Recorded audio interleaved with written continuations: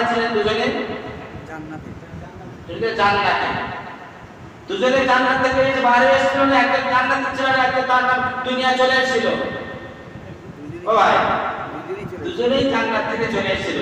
দুজনের এত ভালোবাসা ছিল। এখন বলুন, আপনারা যারা শুক্রবার দিন মসজিদে নামাজ পড়তে এসেছেন, আশাতে একটাই আছে, জান্নাতে যাব। আছে না নেই?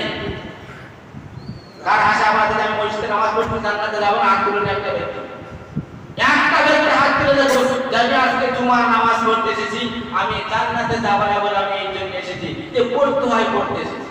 আমার ব্যক্তি হাত তুলুন। কেউ নেই, সবাই জান্নাতে যাব। আচ্ছা, আপনি আপনাদের বিবিকে ভালোবাসেন, বৌদিকে ভালোবাসেন? কে কে ভালোবাসেন হাত তুলুন। আমি মাইকে বলছি, সব শুনছি। তোমার স্বামীরা কেউ ভালোবাসে, কেউ হাত তোলেন না কেন? পাড়ার মহিলারা শুনছে। বিবিকে কে কে ভালোবাসে হাত তুলুন না। হ্যাঁ বাবা, তো সহজ। বলছে মৌলী সাহেব, তুমি তো বলেছো শুনেছি কোরআনে, ইয়াওমা ইয়াফিরুল মারউ মিন আখিহি ওয়া উম্মিহি ওয়া আবিহি ওয়া সাহিবাতিহি ওয়া বানিহি। কিয়ামতের ময়দানে নিজের ভাই নিজেকে চিনতে পারবে না, নিজের মা নিজেকে চিনতে পারবে না, নিজের বাপ নিজেকে চিনতে পারবে না, নিজের সন্তান নিজেকে চিনতে পারবে না। পরের মেয়ে বিয়ে করেছে, তিনবার কবুল বলেছি, ও তো হাসরের ময়দানে আমার আশপাশে থাকবে না। শুধু তিনবার বলেছে, ও তো হাসের। এরা যদি না থাকে, এরা যদি এত খেটে ছেলেকে কোলে করে মানুষ করে যদি না থাকে, বিবি তো কবে পালাবে? পালাই দেবে এখন। এখন মেয়েরা মনে পালাচ্ছে না, সব ভালো থাকছে। স্বামী যদি একটু অসুস্থ হয়ে যদি যায়, তোমার গায়ে কোনো জায়গা থেকে হাসনের ময়দানে তুমি যদি দান করে দিতে হয়, ওই বিবি তোমাকে বাঁচাবে বলে আমার তো বিশ্বাস হয়। ভাই, তাহলে আল্লাহ বলছেন পৃথিবীর বুকে তুমি তোমার বিবিকে যে এত ভালোবাসা মহব্বত আমি আল্লাহ তোমার অন্তরে তুলে দিয়েছি। দেওয়ার পরে যখন আরামের ভিতরে যখন স্বামী স্ত্রী যখন শুয়ে দেখো, ফজরের আজানে মুয়াজ্জিনটা ভুল করে দুটো কথা বেশি বলে। ফজরের আজানে মুয়াজ্জিনটা ভুল করে দুটো কথা বেশি বলে, ওটাকে উড়িয়ে দেওয়ার চেষ্টা চলছে আমাদের। এটা আপনাদের একমত কি? ওই দুটো কথা কি বলে? যে আসসালাতু খায়রুম মিনান নাওম। বলছে হে পৃথিবীর মুসলমানরা, তোমরা শোনো, তোমাদের ঘুমের থেকে কিন্তু নামাজ ভালো। মল্লিক পাড়ার আয়েশা ঘর ভালোবাসে মসজিদটাকে, কিন্তু আজানটা শুনে বলছে 5.5 জন। এই আজানটা শুনে 5.5 জন। আয়েশা ঘরের মধ্যে 245 জন শোনে না। আর মুয়াজ্জিন বলছে আসসালাতু খায়রুম মিনান নাওম, বলছে ঘুম থেকে তোমাদের সামনে নামাজ ভালো। এরা বলছে মৌলী সাহেব তুমি বন্ধ করো, আমাদের কথা হলো নামাজের থেকে ঘুম ভালো। ভালো হয় না? আল্লাহ বলছেন পৃথিবীর মানুষ শুনে রাখ, বলে ইসরায়েল ইহুদিরা বলতে তোমার মা কিন্তু তোমাদের বন্ধ হবে। যেদিন তোমরা জুমার দিনে যেমন নামাজে ভরে যাও মসজিদে, সেদিন থেকে তোমাদের ফজরের নামাজ এমন মসজিদ ভরে যাবে। সেদিন ইহুদি নাসারা তারা ভয় খেয়ে যাবে। বলছে মুসলমানরা পাকা ইমানদার হয়ে গেছে, ওদের দিকে আর আঙুল তুলে চোখ তুলে তাকানো যাবে না। সেদিন তোমাদের পেটাই বন্ধ হয়ে যাবে। এটা আল্লাহ কোরআনে ঘোষণা করেছে। কিন্তু আল্লাহ বলেন যে বান্দা, আমার যে সমস্ত বান্দা বান্দিরা ফজরের নামাজ আদায় করলো, তার হাতে ইমানের ঝান্ডা দেওয়া হলো। যে ফজরের নামাজ আদায় করলো না, তার হাতে পাটির ঝান্ডা দেওয়া হলো। কোন ঝান্ডা দিয়েছে? পাটির ঝান্ডা। অন্য ঝান্ডা আপনারা বলতে পারবেন? যে ঝান্ডা দেওয়া হয় সে ঝান্ডা বলা যাবে। ফজরের নামাজ তো আমরা সবাই গাই, আমিও গাই। কি ভাই, যদি আমার ইমানের কাছে তো দাবি করি না কেন? তো আজকে দিন শেখা, দিন কি আমরা শিখি না বলে এই জন্য নামাজ পড়তে আমাদেরকে মজা লাগে। আমরা নামাজের সূরা কেরাত পড়ি, শুদ্ধভাবে পড়ি না, অশুদ্ধভাবে পড়ে যায়। নামাজ আন্দাজুম পড়ে যায়, নামাজের মধ্যে আমাদের মজা লাগে না। সাহাবারা নামাজ পড়তে পড়তে মজা লাগছে। আল্লাহ রাসূলকে আল্লাহ হুকুম দিচ্ছেন, ইয়া আইয়ুহাল মুযাম্মিলু কুমিল লাইলা কালিলান নিসফাহু ওয়া মিনকুসু মিনহু কালিলা। এই কম্বলওয়ালা, তুমি কম্বল থেকে যে শুয়ে আছো, তুমি রাতের অন্ধকারে ওঠো, রাতের কিছু অংশ তুমি কোরআন তেলাওয়াত করো। কাকে হুকুম করছে? আল্লাহ পাক বিশ্বনবীকে বলছেন। আল্লাহ রাসূল তাহাজ্জুদ নামাজ পড়তেন, কাজা করতেন। আমার তো তাহাজ্জুদ দূরের কথা, ফজরটা আমরা জিন্দেগি পড়ি। এটাই আমাদের খুশিয়াত। যে আল্লাহ রাসূল তাহাজ্জুদের নামাজ ছাড়তেন কথা ফজরের নামাজও পড়ে। আগেকার জামানায় দেখা যেত বাড়ির মহিলারা ফজরের নামাজ পড়ে ঘরে কোরআন তেলাওয়াত করত। এখনকার মহিলাদের দেখা যাবে না 8টা বাজলে ঘুমও ভাঙে না। যে সমস্ত স্বামীদের ঘুম ভাঙে ওরা দোকান থেকে চা খেয়ে তারপরে স্ত্রীদেরকে ডাকে, ওঠো না গো ওঠো, আমি চা করে রেখেছি, তুমি একটু খেয়ে নাও না। হয় না এমন? অনেক বাড়ির মুরব্বী এমন আছে, তারা উঠে কিন্তু চা করে।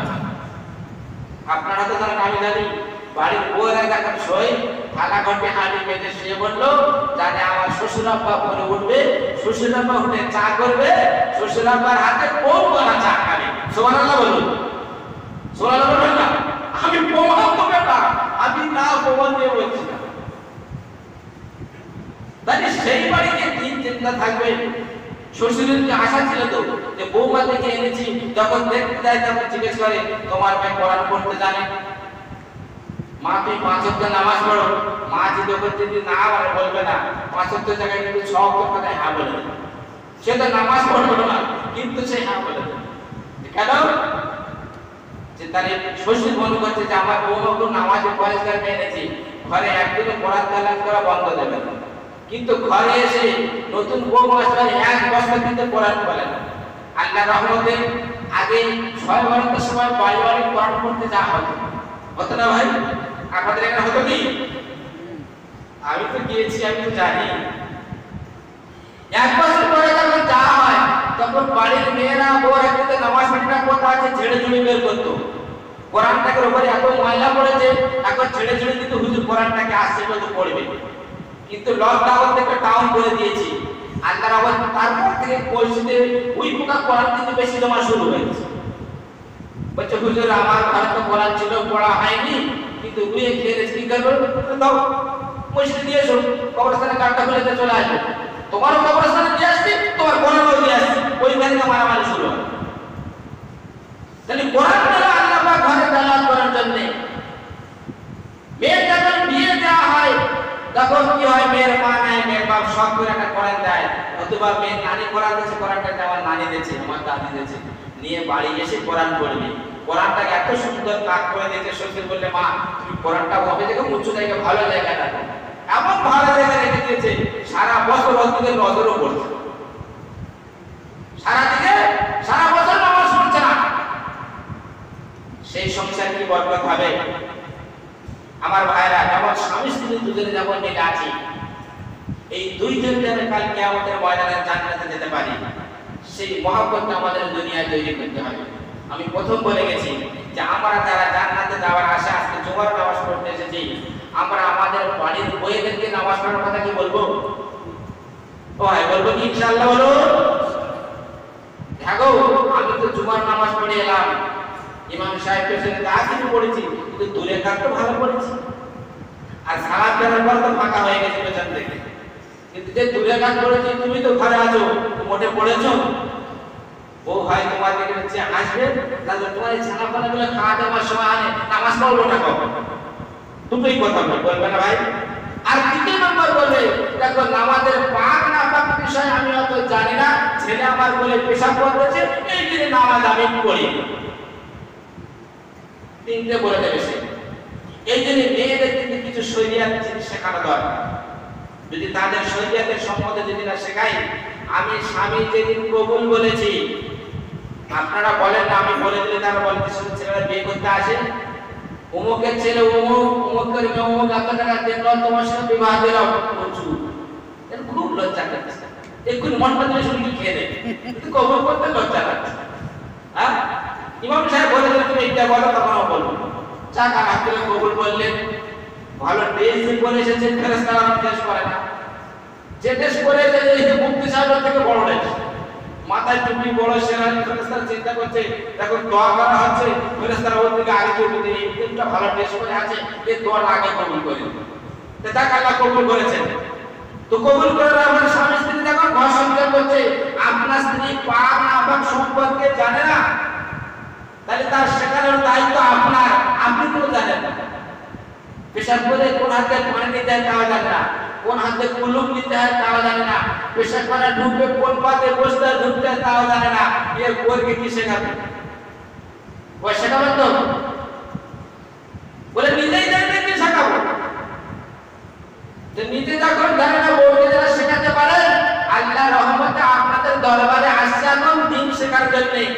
সেখানে বাড়ির মা বোনদের একটু পাঠাবেন, কিছু শরীয়তের কথা শিখে আসতে পারে। একটা কথা বলবো, ছোট বলবো কি একটা, এই জামাতে গেলে কিন্তু বলে হালাল হারাম চিনে খাবে, বলে না ভাই? খাওয়ার আগে তাহাকিক করে খাবে। তাহাকিক বলতে কি? যে তুমি বাজার করে দিয়েছো ঢেঁড়স আর দিয়েছো চুনো মাছ, অর্থাৎ ছোট মাছ, খাবার সময় তুমি দেখছো তোমার পাতে বড় ঝিঙে বড় মাছের ঝোল, তাহলে আপনার জিজ্ঞেস করতে হবে এই মাছটা এলো কোথা থেকে। এর নাম তাহাকিক। কিনে দিয়েছো তুমি মাছ আর মুরগি, কিন্তু তোমার পাতে পড়েছে গোশত, গরুর গোশত, আলু দিয়ে ভালো বা গোশের চাপ, তাহলে জিজ্ঞাসা করতে হবে এই আলু আর গোশতটা এলো কোথা থেকে। এর নাম তাহাকিক করে চিনে নিতে হবে।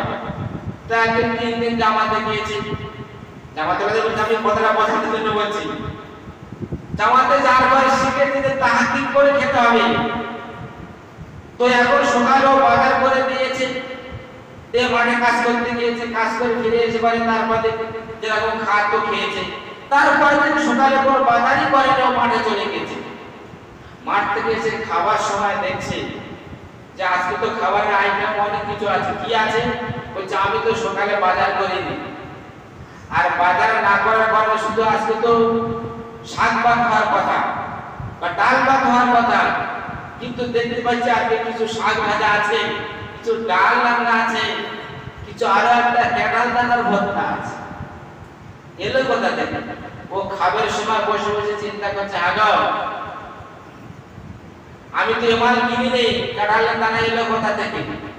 বউ তখন কি বলবে? হ্যাঁ, বউ চিন্তা করছে স্বামীর সামনে কি কথাটা বলি, ওদের বাড়িতে চেয়ে এনেছি, মিথ্যে কথা হবে। হ্যাঁ, যদি অনুদান বানায় পড়েছিল কুড়িয়ে নিচ্ছি, তাহলে তার বাড়িতে কুড়িয়ে আনাটা আমার অন্যায় হবে। তাহলে কি বলা যাবে? সেটা কি বলতে হবে আমি পরে বলবো, যদি সামনে জমা আপনারা আগে আসতে পারেন। কিন্তু আজকে ওটা বলবো না, ওটা রেখে দেবে এ পর্যন্ত। তো আমরা যে আমাদের বাড়ির মহিলাদের যদি তাদের দিন যদি শিক্ষা দিই, আপনারা যখন এখানে মসজিদ থেকে নামাজ পড়ে যখন বাড়ি যাবেন, স্বামীর খেদমত করা কতটা সওয়াবের কাজ আপনার স্ত্রী যদি জানে, আপনি যখন বাজার ঘাট থেকে বাড়ি ফিরবেন, সঙ্গে সঙ্গে আপনার সামনে এক গ্লাস পানি নিয়ে হাজির হবে। যদি তার মধ্যে দিন যদি থাকে, বাড়ি যদি কারেন্ট যদি না থাকে, হাতের পাতা দিয়ে তোমার গায়ে হাওয়া করবে। আর যদি তার মধ্যে দিন যদি না থাকে, তুমি এসে ঢালফাল করে বসে থাকবে, পানি তোমার কাছে থাকবে না, হাওয়ার কোনো ব্যবস্থা হবে না। সেদিন মনে মনে আফসোস করবে, হায় রে, বের করে আমি কি জায়গায় পড়ে চাললাম, তুমি এর থেকে হেফাজত আমাকে করো না।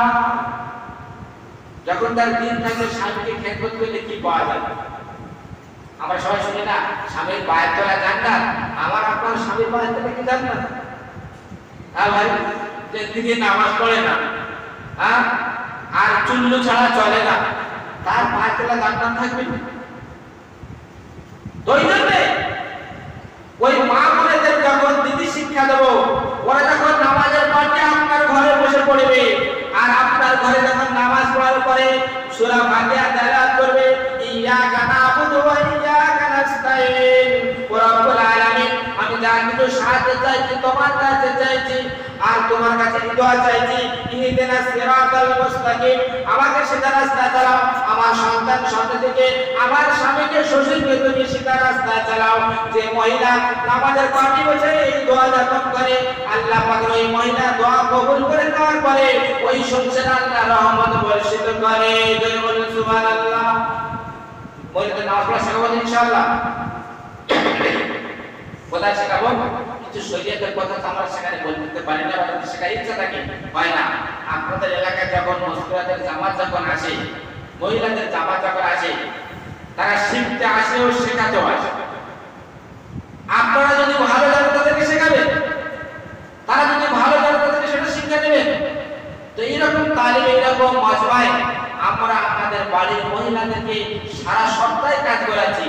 যখন আসবে পঞ্চম 1 ঘন্টা 1.5 ঘন্টা সময় কেন কালে ওরা অনেক কিছু শিখতে পারে। আমরা তো শুক্রবার দিন ছুটি নিয়ে যাচ্ছি, ঘর করতে কিন্তু ভুলে যাবো, কিন্তু মহিলারা তারা যে কথাটা শুনবে কতটুকু ধ্যান দিয়ে শুনবে। তো ওই জন্য ভাই আপনাদের এলাকায় একটা মহিলাদের জামাত এসেছে, আপনারা কম বেশি জানেন।